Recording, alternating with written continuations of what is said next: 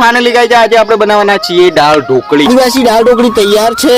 નમસ્કાર દોસ્તો, સ્વાગત છે તમારું એક નવા વિડિયોમાં। ફાઇનલી ગાइस આજે આપણે બનાવવાના છીએ દાળ ઢોકળી। એ બી દેશી રીતના આપણે યુઝ કરવાના છીએ ઘઉંનો આટો, બરાબર। અને બીજું બધું જ અમારા ખેતરમાં જ છે। દેશી રીતના આપણે દાળ ઢોકળી બનાવવાના છીએ। તો ચલો વ્લોગને કન્ટિન્યુ કરીએ। પહેલા તો આપણે આ લોટમાં થોડું મસાલો નાખીશું, મરચું, મીઠું, હળદર, લીલા ધાણા નાખીશું, લસણનો પાલો આ છે લીલા મરચા, લસણ ને લસણનો પાલો ને આ કોથમીર, લીલા મરચા, લસણ, રાઈ, જીરું, ડુંગળી એક નંબર થઈ ગયા। પછી આપણે વઘાર કરીશું। આ જો મસાલો તૈયાર છે। ટમાટા, તેલ છૂટું પડી ગયું છે।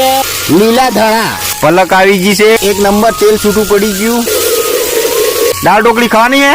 વઘાર તૈયાર થઈ ગયો છે અને હવે નાખીશું પાણી। હવે આપણે આ લોટ તૈયાર થઈ ગયો છે। દાળ ઢોકળી નાખવાની છે તો દેશી રીતના નાખીશું। તો ચલો તોડીને જ નાખવાની। તો ગાઈ જો તમે આપણે દાળ ઢોકળી તૈયાર થઈ ગઈ છે। પહેલા તો અમે કાપીને જ બનાવતા હતા, પણ જ્યાં મારા પપ્પા આયા ને ત્યાં અમે તોડીને જ નાખી, કેમ કે મારા પપ્પાને કાપેલી છે ને ગમતી નહીં, એટલે મારા પપ્પા આયા ને ત્યાંનું અમને આ ચાલુ કર્યું। પછી कहना क्या चाहते हो? તમે જોઈ શકો છો આ છે અમારી દાળ ઢોકળી। તમે કહેતા હશો કે આમાં દાળ એડ કરી હતી? ના ભાઈ ના, છે ને ગાઢી ગાઢી। ગાઈ હવે આ દાળ ઢોકળીને આપણે મસ્ત ઢાંકી દઈશું। તો ગાઈ હવે ટાઈમ થઈ ગયો છે અમારો સલાડ લાવવાનો। તો કહીએ ખેતરમાંથી આપણે સલાડ તો સેટિંગ કરવું પડશે। સલાડ માટે આપણે બીટ છે અને ગાજર છે। તો ચલો અહીંયા ઘણા બધા બીટ વાવી દીધો છે પપ્પાને। આ છે બીટ, જોડે એક નાનું બીટ ઉપડી ગયું। ઓહ વાવ, પાણીઓન બંને અમે ગાજર બીટ લઈને આવી ગયા છે। તમે જોઈ શકો છો ગાજર બીટ ને મસ્ત આપણે છાલ ઉતારી દઈશું। Oh my God.